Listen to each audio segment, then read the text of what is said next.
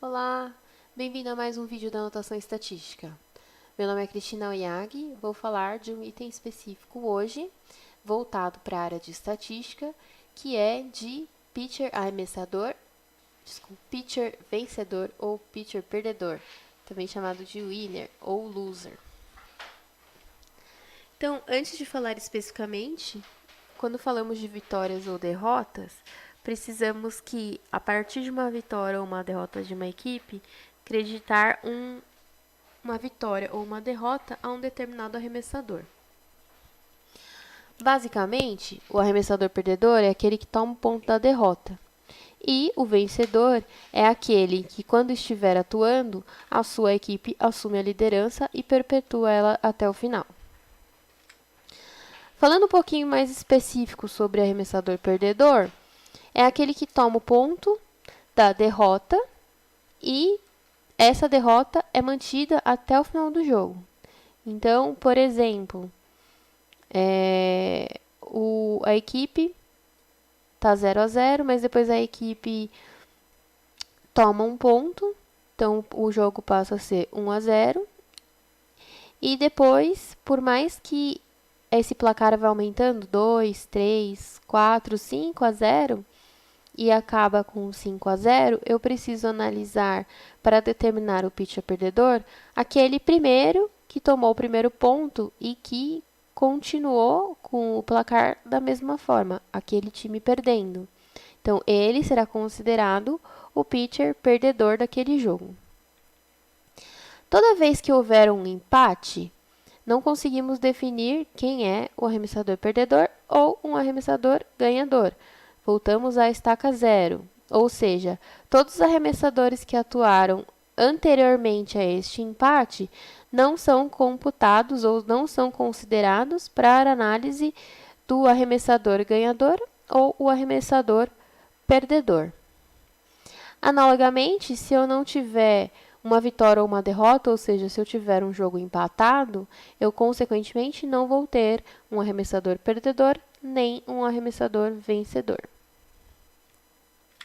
Falando sobre arremessador vencedor, ou também chamado de winner pitcher, é aquele que está em campo quando a sua equipe assume a liderança no jogo e mantém aí até o final. Assim como no perdedor, quando temos um empate, não podemos definir quem é o vencedor ou o ganhador até aquele momento. Só que para o arremessador vencedor, precisamos analisar alguns itens específicos. Não é tão simples como o arremessador perdedor, onde o primeiro ponto aí da virada, onde o time passa a perder, eu já posso considerar como o arremessador perdedor. O vencedor eu não posso apenas considerar isso. Eu tenho que olhar também a quantidade de innings arremessados e se ele é um arremessador abridor ou um arremessador relevo.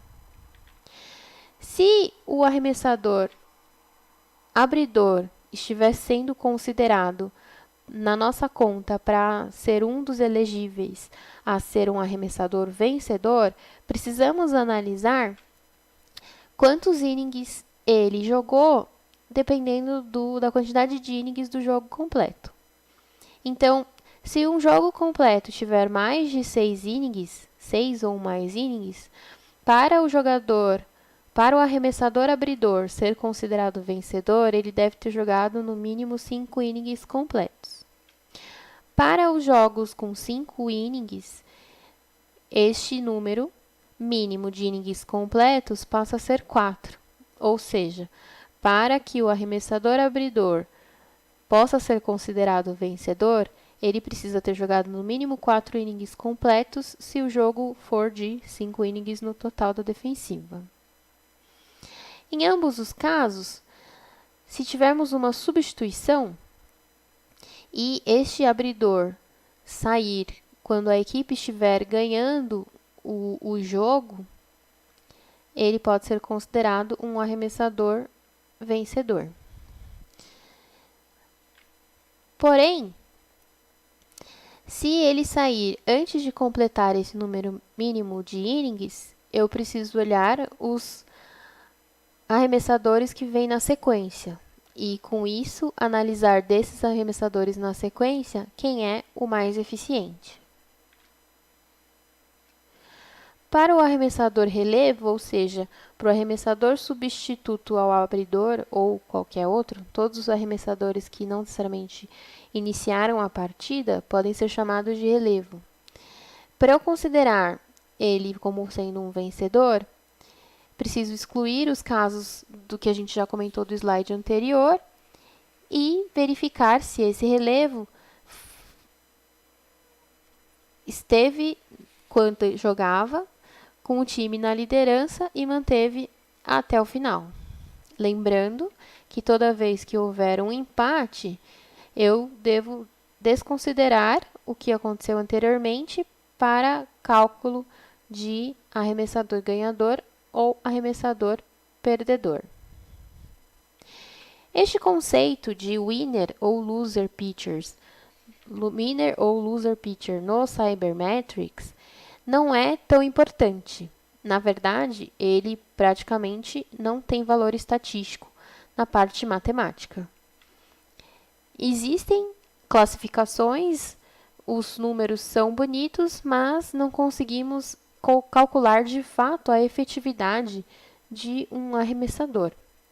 Como no exemplo abaixo, um arremessador abridor joga 9 innings completos, não toma nenhum ponto, nenhum hit e tem o mérito de conseguir efetuar 21 strikeouts.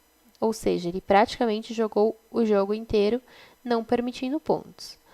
Porém, ele é substituído e o arremessador substituto leva o ponto da derrota.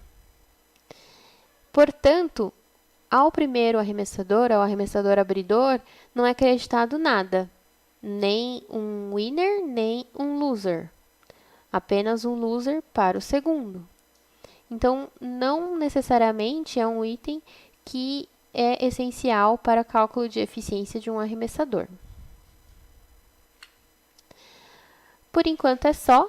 Caso você tenha alguma dúvida, crítica ou sugestão, não esqueça de comentar ou mandar e-mail para nós, anotacalbs@gmail.com. Obrigada e até o próximo.